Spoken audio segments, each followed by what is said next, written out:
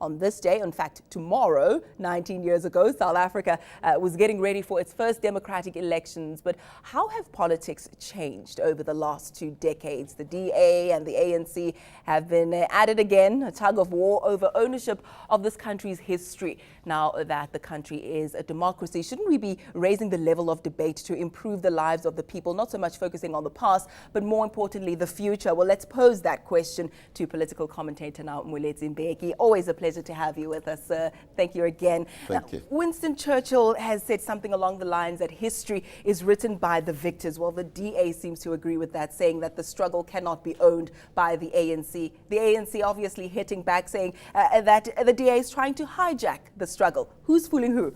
Well, personally, I think this is a very childish debate. There are millions of people in South Africa who contributed to the liberation of this country. And there are millions of people outside South Africa, by the way, who contributed to the liberation of South Africa. The British government, the Swedish government, the American Congress. So who liberated South Africa? You can argue until the cows come home. Lots of people liberated South Africa. But the fact that we're having this spat between the DA and the ANC, do you think it shows that the past still plays a very significant role as far as the electorate is concerned? I don't think so. I think the electorate wants solutions for the present and for the future of South Africa. That's what the electorate is looking for. And you can see in the voting pattern what is happening to the voting pattern of South Africa. First, you are seeing a decline in the percentage of the vote for the ANC. You are seeing a decline in the percentage of the vote for the DA and other opposition parties. If you look at the last major election in South Africa, the opposition parties combined, including the DA, had about 38% of the vote. This is in the last local government election. So you can see that the people are looking for solutions. What is the solution in their lives? There are other factors that play a role. Yes, the past play a role. Your parents, for example, influence how you vote. Your church influences how you vote. So the past plays a role, but not necessarily who liberated South Africa, because many people liberated South Africa. Now, critics to that statement might suggest that, in fact, people's merit and what they promise for the future doesn't play much of a significance when it comes to who they vote for, because you still have people who come out and say, as long as I live, there will never be a white president in South Africa again, which shows that they have not forgiven, they have not taken thought of the merits of the individual. They're still voting on what happened in the past. Oh, absolutely. You know, there are many people who have a racial consciousness. Sometimes we call them racists or racialists, and both black and white, you have racists amongst those groups. But I think for the great majority of South Africans, it's not your color.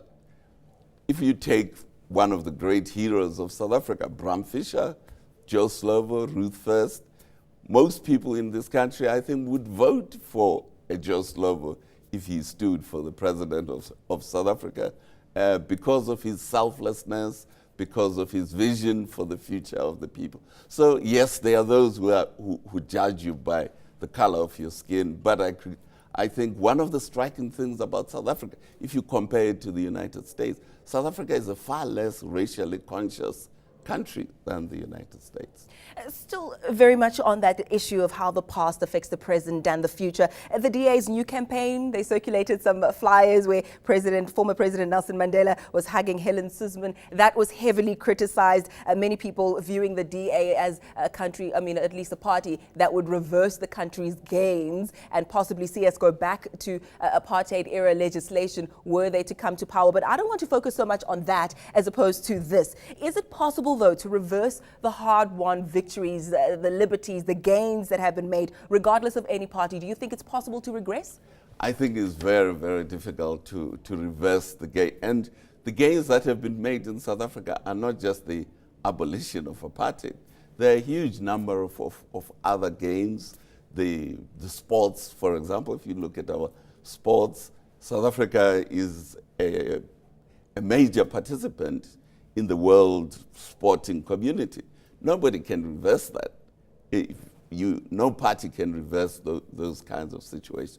We have most of our children are at school in South Africa now, without saying about the quality of the education, but most of children go to school. Again, no one who can reverse that process. Of course, people can try. You can get new political parties that want to reduce public spending, cut public spending, and all. We are seeing this, for example, in Greece. We are seeing this in Spain. But as you can see in Greece and Spain, there's a big fight over that. I'm glad you touched on education. So I am pressed for time, but I must just squeeze this one in. The rhetoric from the opposition party suggesting that the ANC government is deliberately trying to keep the electorate uneducated, illiterate, in order for them to remain in power. Is there any substance to that, do you think? Well, I don't think there is a substance to that. However, having said that, one has to realize that, for example, 70% of the voters of the ANC have not completed high school. So, whereas if you look at the DA, it's the other way around. So most of the voters of the DA have high school and tertiary education. So one can naively then conclude that the ANC wants to keep the population without completing matric. But I don't think that is the case. The point is that the government is running a bad education system, which is a different matter from who votes for it. Entirely. Thank you so much for joining us. It's always a pleasure. Political analyst Moeletsi Mbeki. And with that, News that moves. eNCA.com.